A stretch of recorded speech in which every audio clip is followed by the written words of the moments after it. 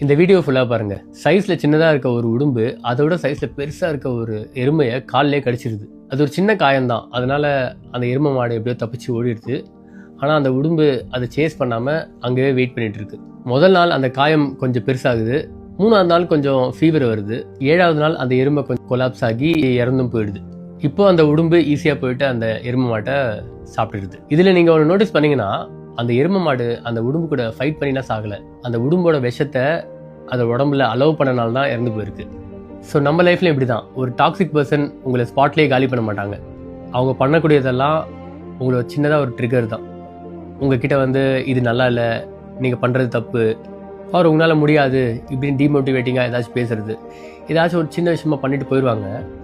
அந்த விஷயத்தை நம்ம உள்வாங்கிட்டு நாம் அதை பற்றி யோசிச்சு நைட்டெல்லாம் தூங்காமல் அவங்க சொன்னது உண்மையோ இல்லை நாம தான் தப்பா இந்த மாதிரி செல்ஃப் டவுட் பட்டுக்கிட்டு நம்ம பண்ண வேண்டிய விஷயத்தையும் பண்ணாமல் விட்டுருவோம்.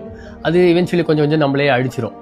ஸோ நம்ம பண்ண வேண்டியதெல்லாம் என்னென்னா, நெக்ஸ்ட் டைம் யாராச்சும் உங்களை ட்ரிகர் பண்ண நினச்சாங்கன்னா அந்த விஷயத்தை உள்வாங்காமல் கண்டுக்காமல் போயிருங்க.